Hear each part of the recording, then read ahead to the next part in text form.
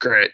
So, just the first thing I think is really important to explain after reading this book is just, and I think it's really good to hear it in your own words, just the concept of football as your beard. Can you just explain that concept, for the people that in the class that didn't read the book? Yeah, I mean, well, for people that don't know, a beard is like a term the gay community uses typically as the female you have to cover your sexuality. But I was never confident enough that I could fool a female into thinking I was straight. I knew I was good enough at football. Originally, I just played football because it was expected of me. But pretty soon, I was realized how good I was. So I really relied on everyone's ignorance about masculinity and everything else, and football ended up being a great cover for being gay. And then just the next thing I'm curious about, the class that I'm taking is a lot about the media. So I'm curious, have you had any good, bad, any surprising experiences with the media since coming out and since the book? It's all been really positive. Yeah, I mean, I wasn't totally surprised by that. There's a lot of people in the media that are gay or closeted or just not openly, open about it. So, I was impressed and surprised by just how many people wanted to have me on to talk about it, which I'm grateful for. But yeah, no, it's been a pleasant experience all around, but nothing really, nothing bad. Hmm. I'm curious. The NFL is obviously such an important league for a lot of different reasons, and a lot of different social issues get put in the NFL sphere. Um, how did you have an idea or perception of what media was like covering that when you were playing in the NFL? And if so, how has your perception, changed or stayed the same of how media is with covering issues of race, gender, sexuality in sport?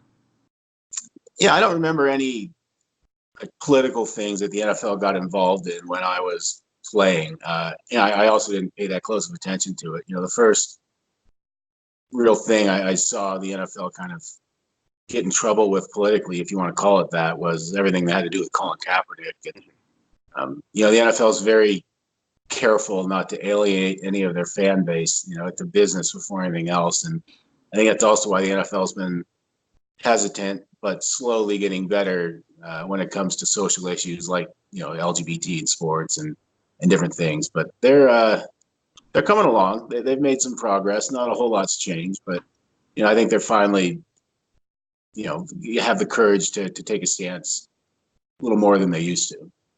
For sure. And what about in terms of sexuality, how it's portrayed in the NFL and how the media covers it? Do you think that what do you think of the job they do, and is there enough coverage, not enough coverage? What do you think? Yeah, I think they're doing a better job of it. The NFL last couple of years, like I said, they've been doing more, and the last couple of years they've had a float in the Pride Parade in New York. This year, the NFL Network actually had me on to talk about it instead of keeping it a secret. And the NFL's hosted they have an employee resource group now for their gay employees, so they're aware and they're doing more. Obviously, there hasn't been an active player come out. Recently Right. there was another ex-player come out as bi, so that's progress. There are plenty of closeted players who could come out. Hopefully, they see the NFL doing more and becoming more accepting, and they get the courage personally to stand up and say something. That leads me to the next question. I was gonna say I don't believe there are any current players that come out. And you said you believe there are plenty. Can you describe what the stigma is surrounding it? That might be stopping people from doing it. Yeah, like most major sports leagues, guys typically commit their whole lives to getting to that level. And I think a lot of guys see coming out as potentially jeopardizing their career. And you have such a short amount of time to make as much money as possible. I think guys, unfortunately, they put the importance on just making the money and feeling like they can just come out later. I think if they really realized how much it would mean if they would actually come out and be a role model like I'm trying to do, it would really go a long way. But everyone has to make those decisions on their own, and hopefully, an active guy does come out sometime soon. I wanted to read you a quote that kind of struck me. One of the most striking quotes for me in the book. It was, "I made damn sure I defied every single gay stereotype they had seen on TV. My performance was Emmy worthy." Do you remember that line, and what does that line mean to you?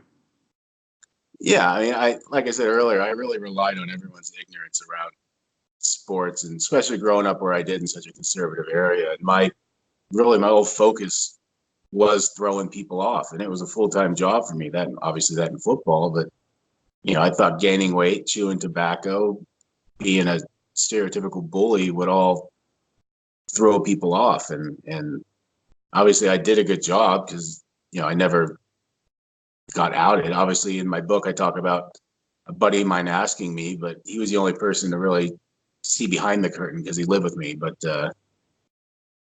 when you dedicate all your spare time to figuring out how to best deceive people, you're bound to do a good job at it. Now, I think it's interesting that you played on the Patriots. The Patriots, obviously, a franchise that people are really all over, no matter what they do, good or bad.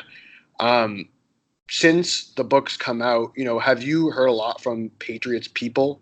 Whether they be current players and staff or former, and has their reception been any different than maybe Chiefs organization or people from Cal or anything like that?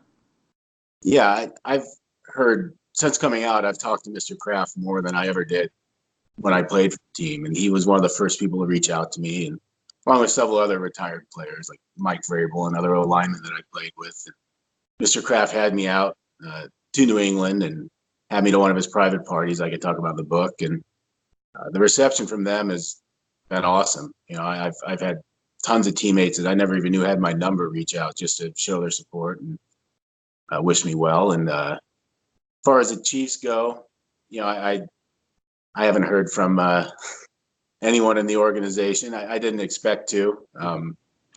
Their ownership isn't as liberal as Mr. Kraft may be on a lot of issues, but and Berkeley, Berkeley's Berkeley. It's a very liberal, accepting place, and they've been great to me. And even the coaches had me come talk to the team about other gay teammates and other topics. So, and Cal's actually now this year they're hosting their first Pride game for football. So hopefully that catches on with the other NC2A schools.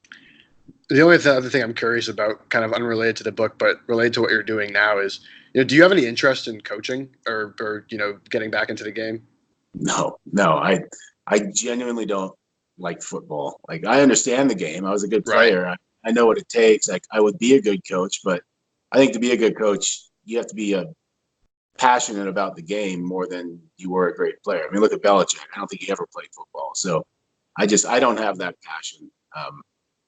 I would be a great coach. I've been asked, especially locally for high school and stuff, but my heart's not in it. And with what you're doing now, I mean, you've been all over the country, sharing your story and sharing messages. What has been your biggest takeaway from that whole experience? I'm constantly impressed by how open-minded the younger generation is. When I was closeted, I had just this apocalyptic thing built up in my head if I ever came out. I was, totally opposite of what I expected. But I speak to a lot of groups of younger people, and even like speaking to the Cal football team, that they were totally open-minded and listened and heard me out. We specifically talked about the issues in the locker room, the shower, and everything else. And I think these younger guys were just raised in in an environment that was just more accepting and open-minded, and a lot of their parents can learn from them. Yeah, for sure. We talked about in our class. We've talked about how it spans in a lot of different social issues. That the generations kind of defy each other and can hopefully maybe define each other retroactively. So thanks so much for your time. I appreciate it. Is there anything else you think that would want to know about you or about your book or about the sport gender kind of experience?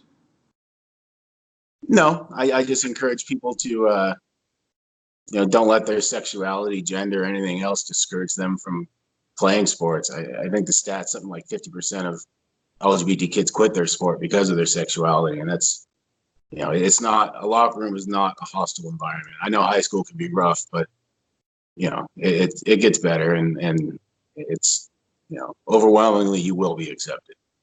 For sure. All right. Thank you so much for your time. I really appreciate it. Yeah, absolutely, no problem. Best of luck. Thank you. Bye.